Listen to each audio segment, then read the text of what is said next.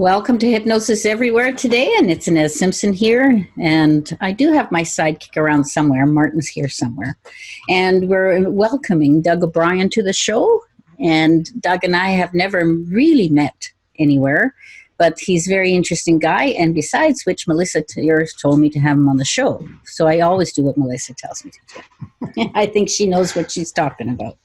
So I'm going to and welcome you, Doug, and I'd like you, first of all, maybe just to give the audience a little bio and how you came to be a hypnotist and the style of hypnotist that you are.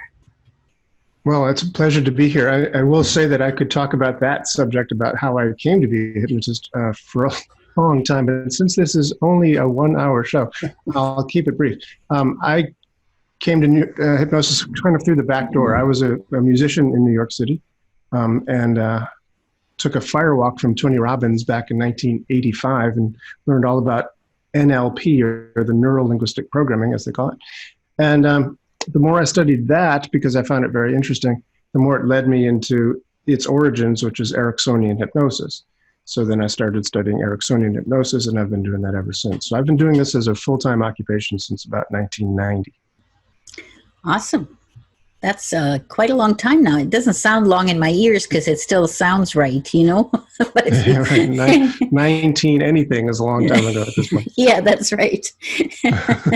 Anyway, so that brought you to hypnosis and the style of hypnosis you do. So just give us a little broad stroke bio of what you've been up to since that 1990. Well, I still play music. I just don't do it fast anymore, but I use hypnosis, I use NLP in a variety of ways. I teach classes in it, and I also use it as a private practice with people that come to me for, basically whatever ails them. Hypnosis can be used for a variety of things. Most people think of it in terms of quitting smoking or losing weight, that sort of thing. But hypnosis can be used for a variety of purposes. Milton Erickson was a psychiatrist, after all. He used it for any number of things. So I've been doing that as well, including one of the most important things, most interesting things, at least for me, back in the mid-90s, is I worked with Dr. Oz in New York City at Columbia Presbyterian Hospital, where I was working with pre-surgical hypnosis. So prior to surgery, patients would have several hypnotic sessions with me, and then, of course, they would have anesthesia and everything else that went along with surgery, but hypnosis helped make it a more pleasant and short stay in the hospital. Yeah, it helps a lot with the healing and the self, because they're not so uptight when you're doing it, etc. All kinds of reasons, all kinds. Yeah, so that's very important, and I think that's really great. And just to mention, we have someone in the field today, the patient whisperers, that do very similar sort of thing. They work in trauma wards, etc., with hypnosis. So today, I think that hypnosis is starting to come back to the forefront. And I'm very happy. And that's why I like you to tell everything you do, because you know what? We can help so many people. Yeah, we really can. Hypnosis is it's a fascinating thing, because when you say to anybody that you do hypnosis, they go like, oh, hypnosis, as if they know what you're talking about. Most people really don't, because most people still have kind of outdated preconceptions of hypnosis being something that they've seen on TV or in those stage shows or something where they're, totally out of control and doing whatever the hypnotist says, and it's just this crazy thing. And yet it's not that at all, really. Yeah, and I always say to people, what you see on the stage is their creativity being allowed to come out, and they're having a good time, and they've given permission to do that. So exactly. Understand, if you switch that into how you change your life, it works very good. So I just sort of reframe it a little bit for the people that say that stuff. But it's true, that's the perceptions are totally erroneous a lot of the time. So first thing I know that you and I agree on is we have no power. It's always in the client. Well, we have the power to guide the client to get access to their power. Yes, that's it. Okay, Yeah. great. Yeah. So we're on the same page for that for sure. But I really like the idea that, you say you've written a book, and we'll talk about it a little bit later, but it's called The Sleight of Mouth, right? Is what you do. So I like the idea. I like the name of it, and I'll get you to get into that as we go along. And I'm just going to give them a little tidbit of what they're in for. They're going to hear about, you've also done havening techniques and all kinds of stuff. So it's going to be a very informative show. And I'm just going to sort of hand it over to you right now, and you start where you want to start. Okay. Wow. Great. Well, thank you very much. Yes, it's been a journey for me of a discovery over the years, because I just have this curiosity about what works and about how people work, and about, how they go about creating the worlds for them, and how we can nudge that and shift that a little bit with hypnosis or various other techniques. So along the way, I've found various things that work and things that didn't necessarily work for me very well, but led to other discoveries. So as an example, when I first learned about NLP from Tony Robbins way back in the 1980s, it was fascinating to me, because it was all about really how I could use it for myself. I wasn't interested in becoming a therapist. I was very happy, if you will, as a struggling musician. I was struggling professionally, but it filled my life. It was what I did. Music was my life. So I didn't make any money at it, but it was fascinating. So I was interested in how this stuff could work for me, how I could make my music better, how I could make my life better, how I could be, less stressed about things, how I could be less worried about things in my life. So I started using all those tools for myself. As time went on, I became proficient enough at them that people started saying, "Hey, something's different about you. What's going on?" And I'd tell them about the hypnosis or tell them about the NLP, and they'd say, "Well, I want some of that." And then, I'd start offering that to people, and just sort of gradually grew into my doing it professionally for others. And then it became a very nice profession, because, it works. And it's amazing that, it actually works. People can quit smoking. So I started traveling the United States doing seminars for, smoking cessation. I would do 50, 100, 200 people at a time to quit smoking. And it works. Yeah. People walk out as non-smokers. It's a remarkable thing that hypnosis can do. And I've always been curious about what else works. So only a few years ago, really, 2013, I was introduced to the havening techniques, which is a psychosensory therapy. I'll talk more about it later on. But I had seen other psychosensory therapies, like various forms of tapping, EFT, emotional freedom technique is one, TFT, which I think stands for, what does that stand for? TFT. Yeah.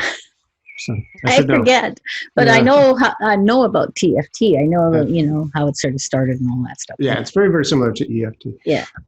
Thought field therapy, that's what it's called. But for whatever reason, those techniques did not work for me. I tried them on myself. I tried them with clients. It just, I got no benefit from them personally. So I was very skeptical when I heard about this havening techniques. But when I saw it in action, it was pretty earth-shattering. It was just amazing how effective it was. And so I decided I really needed to do it. And frankly, I've been doing it ever since. Ever since 2013, I do it with myself every day. I do it with clients, pretty much 90% of my clients, I'd say, I'm guessing, I do havening with them at some point. I still do hypnosis.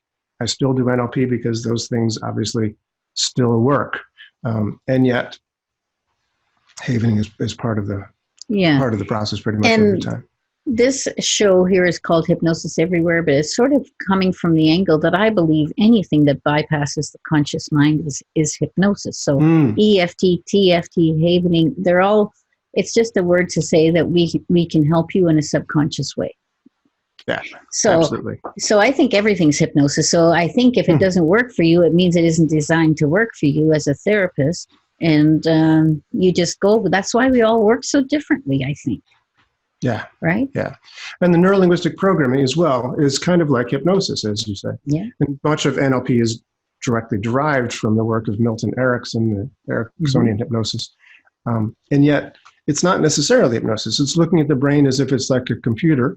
So we look at the the input channels to the computer, the things that we see and hear and feel and taste and touch. And then we process it in a certain way. We run a kind of program inside our brain, and then we get a result out. So NLP wants to know, how do we do that? And how can we change that program if the program we have been running hasn't been working? Yeah. So it's another form of hypnosis, kind of a 20th century or 21st century form of hypnosis, if you will. Yeah. So that didn't go through. Anyway, I sort of lost my train of thought, so you're going to have to pick it up because I wasn't. I'll be happy to pick it up. So I just for me, what you said before about everything as being hypnosis, I think is a very valid way of looking at things. And NLP, especially neurolinguistic programming, is really a kind of form of hypnosis, in that it is the way that you're thinking, the way you're using your brain, that bypasses or dances really well with the conscious mind. They go together very, very well, so that it's a way of being able to direct your unconscious in a positive way. Yeah. And when I talk about all these different styles of hypnosis, like I tell you, I only know certain facets. I usually know enough to talk a little bit about it, but I don't know everything. So that's why I'd rather hand it over to you, because you're the expert in the field that you work in. Yes, right? It's very true. I actually do know everything. So, and he's humble too. And humble, yes. That's my best feature. Actually, is my humbleness. No, but seriously, there are very many forms of hypnosis. It's been around for a long time, and many people have contributed in their own different way. Yeah, so it's it's been around forever. I mean. We talk about, Jerry Kine, who trained me, he always used to joke, what was the first, what was the first profession, and everybody's mind goes to a certain profession. But he said, no, that's not right. It is hypnosis. It started with the word. So, everybody, we all joke about it, but seriously, it's been there, the Greek temples. All of that stuff I consider hypnosis. Sure. Anytime that you shift things. So it is a natural occurrence. It's like breathing. I think that hypnosis happens every second of the day. We are hypnotizing ourselves in what we're thinking with our thoughts. So, for me, it's a sort of an ever-present thing. I can completely agree with you. And so for me, I like to use that fact that is an everyday, ever-present thing by using self-hypnosis pretty much every day. Yeah. I like to go to sleep at night with giving myself suggestions of how I can make my day better. Look at my previous day, how well it's been a contribution to my life, and frame it in a way that's going to be a positive outcome for my future. So, we all know about the early days of positive thinking, and it's much more than that. But just the idea that you are creating positive thoughts in your mind, and it becomes a habit, right, is very powerful. And that's why I'm always saying to the clients, start some self-hypnosis. Your life will change. You'll change yourself. In fact, that's really true. It's interesting. Milton Erickson, although I never met the man, was kind of a huge influence on my hypnosis work. He once told the story. He said, that people, we don't need to really delve into where things came from and why are we so screwed up? Why do we have this way of being? Why do we have this neuroses? Why do we have this? We don't really need to know. No. What we really need to know is just, where are we going to go from here? Yeah. And he used to tell the story. He said when he was a kid, he grew up on a farm, and he learned early on that when you slopped out the stalls, you didn't, you took that stuff and put it in a wheelbarrow and dumped it out behind the wheel. Yeah, put it behind the barn and covered it over with straw. You didn't have to go kick around back there.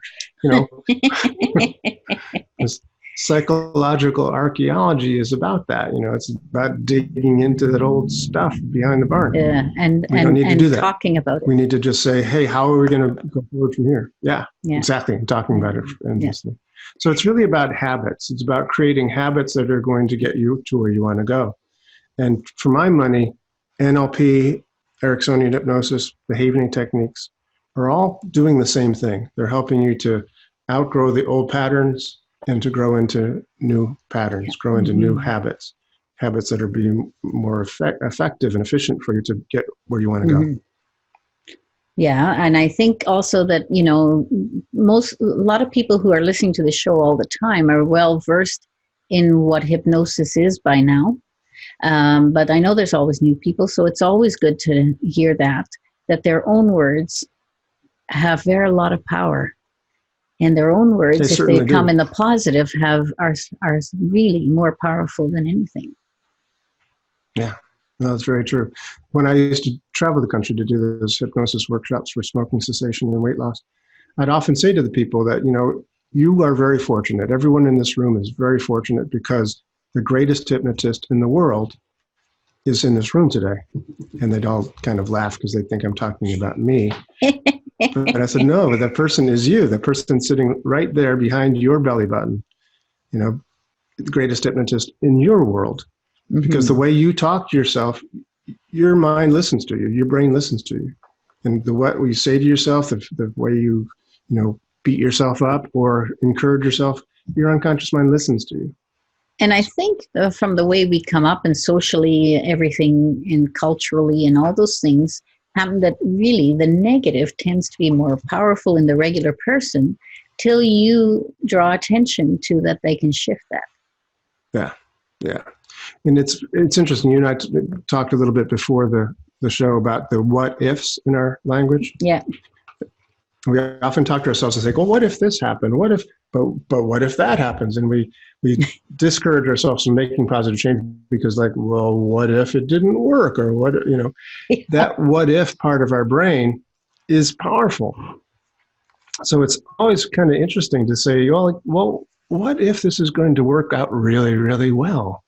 What if the world is conspiring with me to make it just the way I want it to be? What if I can do anything?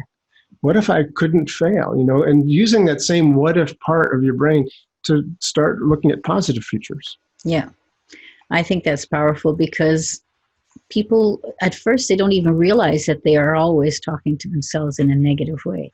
Wow, that was really silly what you just did. They're not that nice about it. Then they just say you're silly or you're whatever, and they're not as nice about it as I was.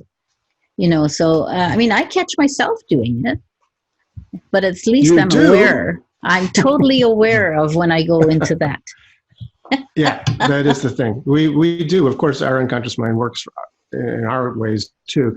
We just get more awareness of that, and then begin to shorten the duration between which we can change course. Okay, so guess what? Our first segment is done, and wow, we got lots more. We don't have a lot of time. We're going to get lots of good stuff in, and we'll see you on the other side. Well, welcome back, everybody, to Hypnosis Everywhere. And I'm just going to really quickly go back to Doug because we have so much to talk about. I don't want to take up too much. So straight at you, Doug. And maybe we were talking about havening earlier. Maybe we can clue them in a little more on what havening is. Sure, I'd love to. Havening, or the havening techniques, is a new, relatively speaking, it's been around for just a couple, 3 years, psychosensory therapy. Okay. A psychosensory therapy, meaning that there's psycho, which is the talking aspect of therapy, and there's also sensory, which is a touching aspect. So there's actually touch, like a massage aspect to the havening techniques. And the reason that is very interesting. If I could tell a little bit of a story of the origin story of how this happened. There's a doctor here in New York City named Dr. Ronald Rudin, who was introduced to the tapping that we talked about before, the TFT, by a hypnotist by the name of Paul McKenna in England. Yeah. Paul is a very famous hypnotist in England. He's a friend of Dr. Rudin's. And he was telling him about tapping, and Dr. Rudin said, well, that's very interesting, but it makes no sense to me from a medical doctor perspective. He's an MD, Dr. Rudin, who also has a PhD in organic chemistry. So he said to Paul, is there a book or anything I could read about that? And he said, yes, there is actually. There's a book called, actually, I don't know the title of the book, but it's written by Callahan. And so Dr. Rudin got that book and was reading it one day in his clinic on the Upper East Side of Manhattan when one of his fellow doctors there at the clinic happened to mention that she had a phobia of cats. And Dr. Rudin said, well, I'm reading a book on removing phobias. Would you like to try this? And she said, sure, why not? And so he sat down with her and opened the book to the page on removing phobias and said, okay, do this, tap here and tap there and do these various things. And her phobia went away. So this got his attention, and then he said, oh, that's weird. So anytime another patient would come throughout the rest of the day for a checkup, he'd say, by the way, do you have a phobia about anything? And he did 5 more throughout the day, and they all worked. Every single one of them worked. So he thought, okay, now this is definitely weird, because I still don't buy the, scientific quote unquote explanation for why it's working, but it's working. So something must be going on. So he said that he put his research cap back on. He went back into his PhD mode and started doing research as to what he felt was going on here. Why was this actually working? And I'm going to make a long story short here. I'm going to cut to the chase as to what he finally found out is that when you do tapping or apply any sort of sensation to the forehead or to the cheeks or to the upper arms, that electrical chemical signal that's sent to the brain is sent to the brain in forms of a delta wave. Okay. So basically any sensation at all, whether you see something, hear something, taste something, any sensation must, by the nature of our brain, must be transduced into an electrical chemical signal to be sent to the brain so the brain can make sense of it. So that delta wave that you get from touching the arms and touching the face changes the chemistry of the brain. So the electrical part is the delta wave, the chemistry part is oxytocin, dopamine, serotonin, and GABA are released into the brain from that touch. So the utilization of those chemicals is what havening is all about. What Dr. Rudin also discovered is that when a person is traumatized, it's because there's a part of the brain called the amygdala, where the postsynaptic surface of the amygdala has these AMPA receptors that pop up, these glutamate receptors that cause the fight or flight response. Those get kind of glued into place when a trauma is encoded, and havening, because of these changes in the brain chemistry, are able to take those AMPA receptors away and make them go, basically away forever. They're removed from the brain. So that there's a cure actually happening here. Yeah, well, that's great. And the only thing is, I'd like you to repeat the name of the book that you initially mentioned, because it was meant a little bit. And just to make sure. I don't know the name of Roger Callahan's book. I honestly don't know the name. I know the Callahan. Yeah. But so Dr. was Rudin's the original, we're talking about the TFT then. Yeah, the TFT or EFT. I'm not sure which one Callahan did. No, he was I'm pretty sure he started with TFT, and then Gary Craig made it simplified in EFT. Okay. Because he had all these prescriptions, right, for each thing, like the phobia, this, and that's why, these were where you tapped, and that's what you did, and this is what you did. And it was a big prescription book. So really only doctors should have been doing it. So he did the right thing, and he found out it worked. That's cool. Great. Great. And but if you ever find it out, just let me, and I'll put it on the page. Or Martin's already got it, I think. So that's okay. He's done the Google on it. So we'll put it most down. Importantly, I think Dr. Rudin took what worked from the EFT, and he took what worked from other forms of therapy like EMDR. Yeah. And he took away what things didn't work. So the havening techniques is kind of a result of what works and removing what doesn't work, focusing on what does work and removing what doesn't. So instead of tapping, we just simply stroke the face, stroke the forehead, because you get a lot more delta waves that way. Yeah. You don't tap on places where you don't get delta waves. Yeah. You just focus on what does. And havening is therefore by my standards at least, vastly more effective than any other, psychosensory therapy that I've ever seen. Yeah, very interesting. Yeah. So the havening techniques are being practiced in your office? Yeah, I do them here, and people do them all over the world. It's actually a fast-growing segment of the psychosensory I've heard that quite a lot of the British hypnotherapists use it, because I seem to have more connection there than I do with maybe where you are. And for some reason, a lot of them, I see it mentioned that they use it quite a bit. I think it may be because Paul McKenna is such a strong presence in England, and because he is such a strong proponent of the havening techniques. Yeah. Some people think he even invented it, although he didn't. Dr. Rudin invented it. But Paul is certainly a strong proponent of it. You can see videos of Paul doing it. Yeah, people have seen him on TV and stuff, and always that gives authority on the level, doesn't it? Surely, absolutely. Yeah. So, any problems with the touch of people concerning anything? As long as permission's granted, it should be fine, right? That's an excellent question. Yeah, the havening techniques are usually, the touch is applied by the therapist, but there doesn't have to be. I can do it over the phone with people. I can do it over Skype. So as long as they're knowing where to touch, they can, like I am right now, if you'll be watching this video, I'm stroking my own forehead. The client can stroke their own forehead or stroke their own cheeks, stroke their own arms, and they still are going to get the delta waves. That's right. So if they understand that, then that's part of total understanding. And then they get into, when they receive the change, it creates them to know it works really well. And then, that's good. Yeah. So I actually know some people who are licensed social workers who, because of their licensing, can't do touching. They can't touch their clients. So they always have the client to apply the havening touch to themselves. So I was just sort of thinking about what I do in my work. It's like I don't touch my clients in that way, but I do some. It's more about connection than but I also use lasers a lot of the time, which is kind of does a sort of an interesting facet. So many of us are starting to just reach out and see if we can expand and move things forward, right? Wow. And it's very cool too. How do you do lasers? Well, there are scalar waves, which is not a pinpoint laser, not using those ones that, you don't do that.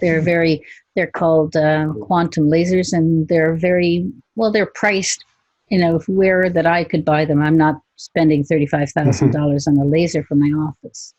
So I use them with people, especially with physical things. I find it helps them even allow trance easier because of just feeling more comfortable. I don't know, it just works.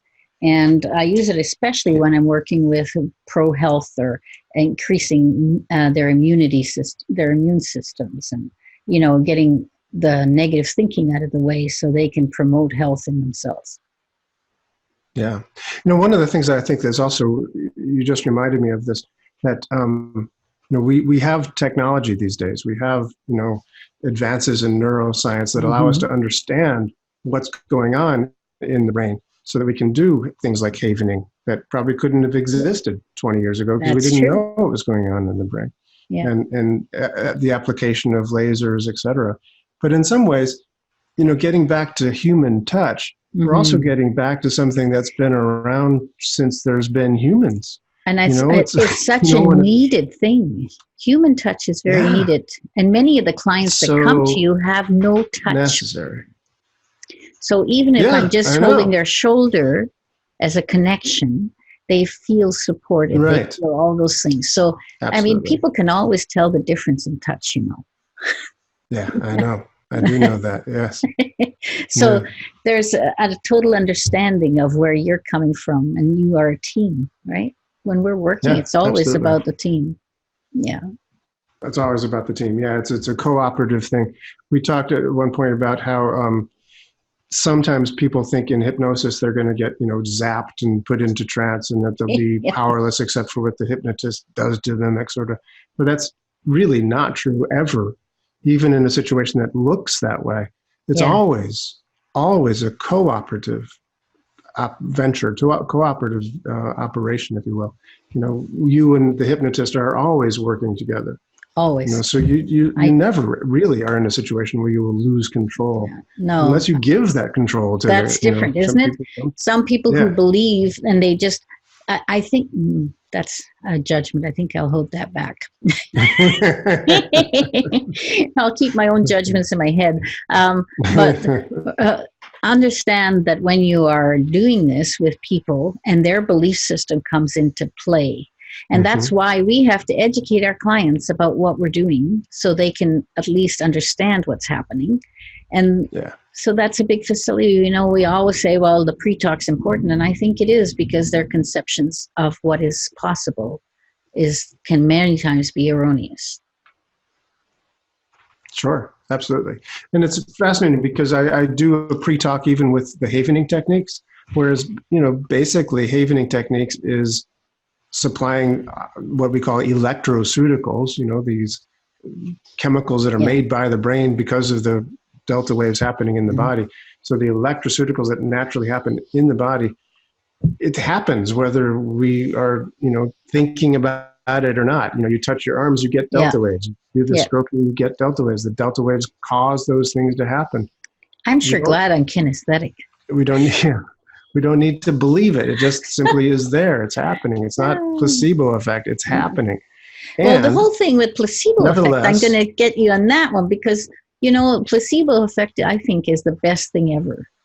Well, I was just saying, the fact that it isn't placebo effect is great, but you add placebo into that, it's even better. We add belief into this actual thing that's taking place. Yeah. It's even better. Yeah. So it's not I just think it's placebo, the best hypnosis ever. Yeah. Well, it is. You're right. Absolutely. So people's belief system, I think it's quite important to at least understand a little bit of how that person, I always laugh at Bob Burns because he asked them if they brought in their manual. They were a little shocked, but it really does tell you, we don't know how you work exactly, right. Right. And so we want to know, we want to do this right for you. Yeah. Yeah. So this is all good. That's really true. And it is an interesting thing. Years ago when I was working with Dr. Oz at the Columbia Presbyterian Hospital, part of the reason I was there as a hypnotist is not because I was, wanted. They didn't want. Part of the reason I was there is that I was being studied. They were studying what quote unquote alternative therapies would work in a hospital setting. So as part of a investigation. So we had a variety of different things there. We had hypnosis, we had acupuncture, we had acupressure, we had qigong, we had yoga, we had massage, we had reflexology. A number of things were being studied to see what would work. It was very difficult to really study hypnosis properly because it was almost impossible to do fake hypnosis. You couldn't do a double-blind study. You could do a double-blind study with other things where you give a placebo, where you give you're talking about the placebo effect, where you give a sugar pill for somebody and say, this is a real pill, this is real medicine, and it isn't, right? And so the placebo effect is they believe it to be a real medicine, so therefore it responds like a real medicine. Yeah. It was virtually impossible to do fake hypnosis because what are you going to do? You can't say to a person, well, don't relax and don't feel comfortable. I know it's hypnosis. Because part of it is the relationship between the client and the therapist. There's that belief that this person has my best interests in mind, and this belief that if I'm going to relax now, then I'm going to feel better. And how do you fake that? You can't fake and I'm sure they found that it was very helpful. It was very helpful. By the time the studies were done, most everything else was like politely asked to leave the hospital and, thank you for coming. But the only two things that were left standing were hypnosis and massage.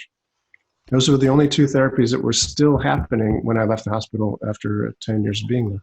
Well, that's great. And, I see it everywhere around the world. In Belgium and Liège, they do lots of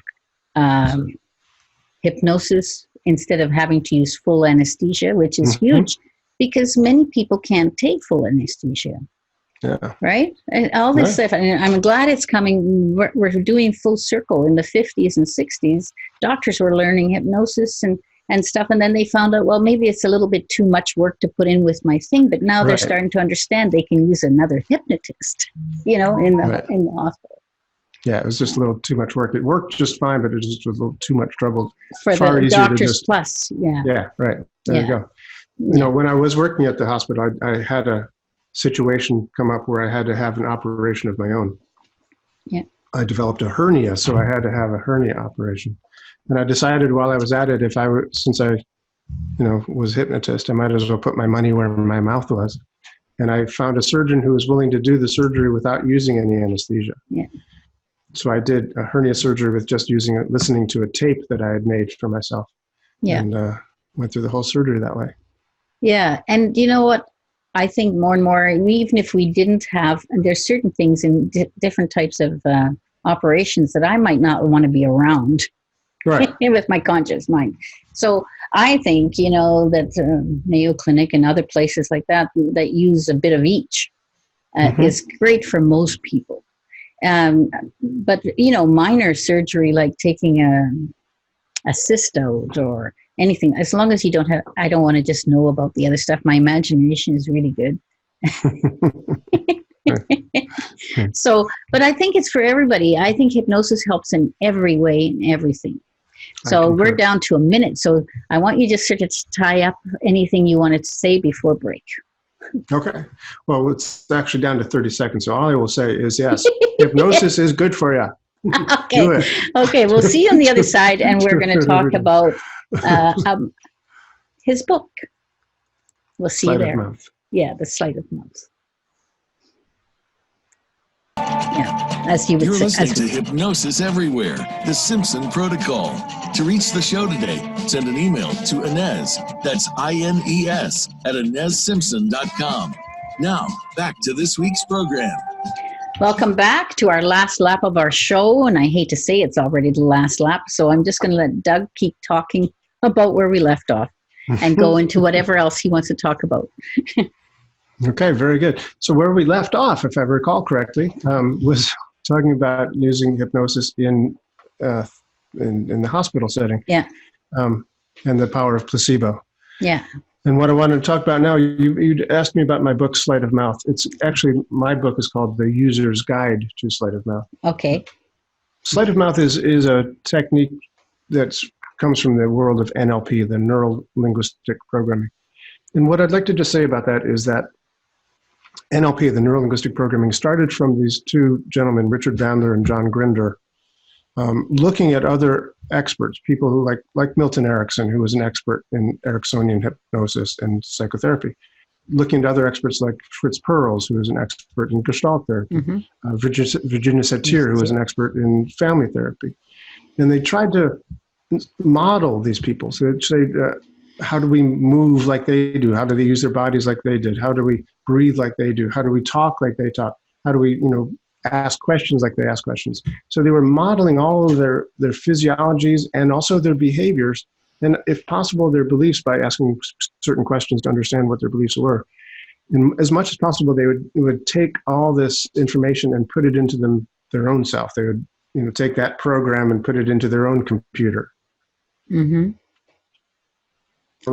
Programming would create a new way of being within that.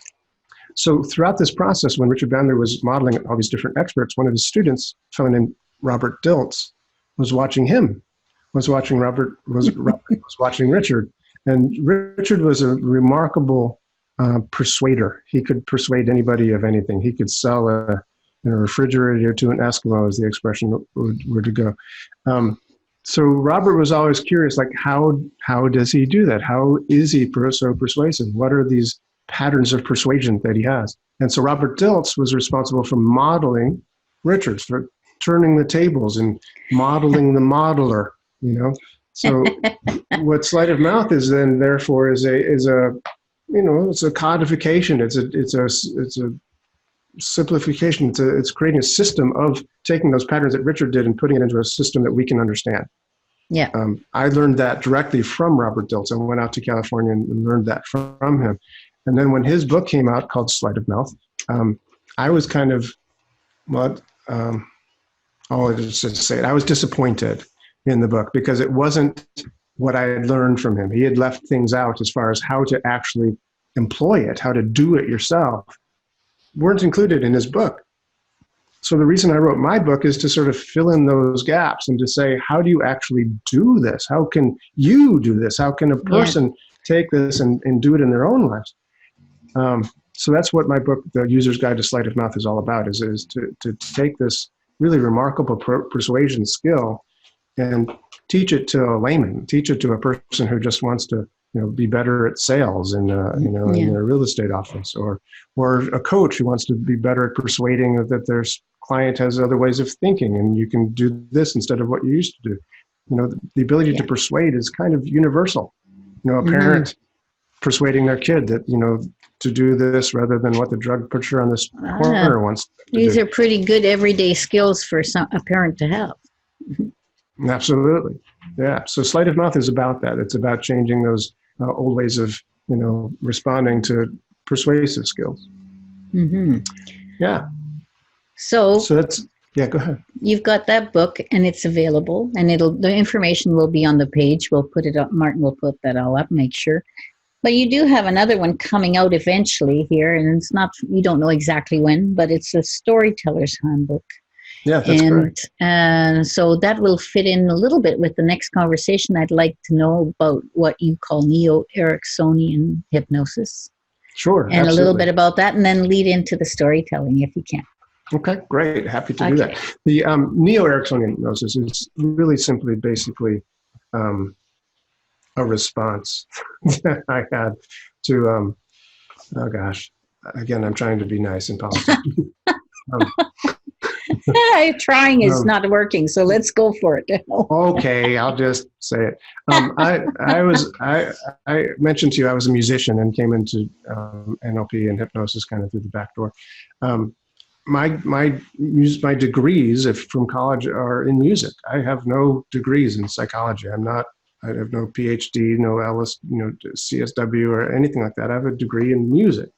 So when I wanted to learn Ericksonian hypnosis from the Ericksonians, they said, no, you can't. You're not qualified to learn what we have to teach you. So I had to go, again through the back door, and I had to learn from other people that would teach it to me. I learned from a guy named Dave Dobson, who technically didn't do Ericksonian hypnosis. He created his own form of hypnosis, very, very similar to Ericksonian, but different. I learned from other of Erickson's students, like Stephen Gilligan, who was willing to teach me, and some Bill O'Hanlon, who was willing to teach me. So certain people were allowed me into their sanctum to learn some things. And then, of course, I read every book that I could get my hands on and do this stuff. So ultimately, neo-Ericksonian comes from the fact that I never met Erickson. Erickson, frankly, died before I ever even heard of him. Yeah. So I did have the good fortune to meet his wife. I visited his house while she was still living there. So I sat in his chair, if that means anything. Osmosis, maybe. Yeah, maybe. Never mind. Yeah. Absorbed it there. But yeah, so neo-Erickson is just basically saying, this isn't really Ericksonian hypnosis. This is a blending. This is my version of Ericksonian hypnosis. This is NLP and hypnosis and other forms of hypnosis, not just Ericksonian, but traditional hypnosis, fast hypnosis. It's what works. It's what works. And so my form of hypnosis is when a person walks into my door, I assess who is this person? Who is this individual? I don't have one, way of doing it for everybody. It's not a traditional hypnosis where you go into trance and then say, you will quit smoking. I have a different approach for every individual that comes into my office because that's what Erickson did. And I learned things that Erickson never learned. Erickson never learned NLP. Erickson never learned sleight of mouth. Erickson certainly never learned havening, or probably would have done it if he had learned it. Well, the whole thing, though, is that we are walking on the shoulders of the people before us, and God help us, we need to take it forward, don't we? Yes. Thank you. That's exactly right. That's exactly right. So that's what the term neo-Ericksonian hypnosis is all about. It is Ericksonian and more, and hopefully, yes, building from there. So it's even hopefully better. Yeah. Well, the whole thing is if we stay doing exactly what they did in the 50s and the 60s, we're going to stay there. And ultimately, all of us, not all of us, but most of us that are deciding that, we add in whatever works, and it just keeps evolving. It's about an evolution. It is about an evolution. Yeah. And speaking of evolutions, I learned from Erickson the power of stories. I told you a little briefly the story about how he learned to slop out the stalls. That's a story that Erickson would teach, that he would tell. He told a story once. A bunch of psychotherapists were asking him, how do you do psychotherapy?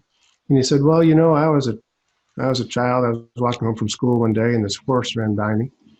And the horse ran into this farmer's yard, and the farmer came out and said, hey, get your horse out of my yard. And he said, well, it's not my horse. but I'll make sure he gets back where he belongs. So he jumped up on the horse's back and, turned his head towards the road from whence he'd come and said, "Giddy up, horse, go." And whatever he said, I don't know what he said, something like that. He encouraged the horse to go. And so about a mile or so down the road, the horse turned down this other country road and then finally turned into this other farmer's yard. Farmer said, "Hey, thank you for bringing my horse back. How did you know where to bring him?" And Erickson said, "Well, I didn't know, but I knew that the horse knew. And all I needed to do is keep its attention on the road." And he said, "I think that's how you do psychotherapy." That's a really good story. Yeah. And so Erickson would tell stories like that. And he would tell stories, almost invariably people would ask a question and he would never get a straight answer. He'd tell a story. So I learned the power of stories. And along the way, a colleague of mine, Nick Kemp, and I were teaching stories and in an Ericksonian kind of way about the power of stories from a therapeutic perspective. And as we told this, as we more and more taught this class in stories, it became more and more just about storytelling. And so I finally began to write a book 3 years ago called The User's Guide to Storytelling, I think it was called at first. Now it's called The Storyteller's Handbook. But it became not just about Ericksonian or therapeutic storytelling, but just the fun and the joy of storytelling. There's plenty of storytelling places around the world these days. The Moth is an example. Very popular for people to go listen to stories being told, usually true stories. But Garrison Keillor and the Prairie Home Companion, and there's storytelling all over the place. So this book that I'm writing and almost am actually finished with, but it's being shopped around to publishers at the moment, is it's called The Storyteller's Handbook, and it's about how to not only find a good story to tell, but also how to tell it well, how to craft it in a way that is a nice structure to it, but also that different ways of telling it, to use your voice well, to put metaphors within your story so that the story has a story within it. It makes meaning for the person who's listening to it. Yeah, that's really interesting. And I think I can understand why that appeals to you. It's very creative, for one thing. And yes. Even though you're not doing music, that creativity, I'm sure, comes out in there. Right? That's true. And it's kind of funny because I was never a particularly good lyricist when it came to the songwriting. I was more of the music guy. So it's kind of interesting, actually, to get into the other side of things, the words that go in there. Yeah. Maybe you can put them to music soon. Well, people were watching this, they could see behind me there's some tubular bells and wind chimes hanging up there. I do create my own music for the hypnosis recordings that I make. Oh, great. So there's some more little tidbits of information. That's great. And, we've got about 4 minutes to close. And Martin has been keeping track here for me. Is there anything else I need to ask him that you think? Because he's my little sort of director here. Martin, my sidekick. Martin is my sidekick, does all the work. Okay. Everyone needs a Martin. We only that's true. Everybody wants him. We only have a couple minutes left. Can you give the people out there maybe a little technique or something they can use for themselves? Surely. Well, one of the things I think I recommend to pretty much every client I've ever worked with is to recognize that we naturally go into trance all the time. Mm-hmm. And one of the obvious times is when you're falling asleep at night. And what most people do is they don't recognize that their conscious mind is different from their unconscious mind. Conscious mind is rational, but the unconscious mind is purposeful. So in other words, it'll do what you tell it to do. You just want to make sure you give it very clear instructions.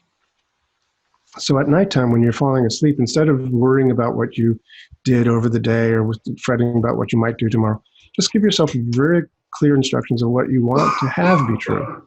So say to yourself things like, it's going to be a great day.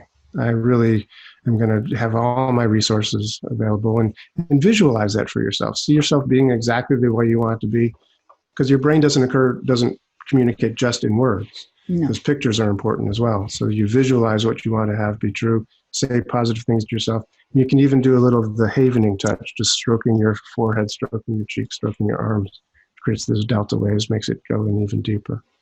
Great. that sounds great. It's very similar to other things we've done, but I like the combination of all three things. It's very cool. Excellent. All right.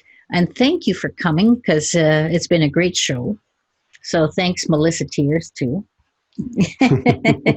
And I'm sure we'll be seeing you again. And Melissa will be on the 13th of November. So we're going to double whammy the people with knowledge of the brain and all those things. Well, say hi to Melissa for me when you see her. I will. And thank you for coming. And my pleasure. Thanks for having me. Hopefully we get to do this again. I'll be in touch. Okay, good. Okay. Thank you. Thanks, everybody, and we'll see you next week. And I believe we have a great show next week with another friend of mine. See you then.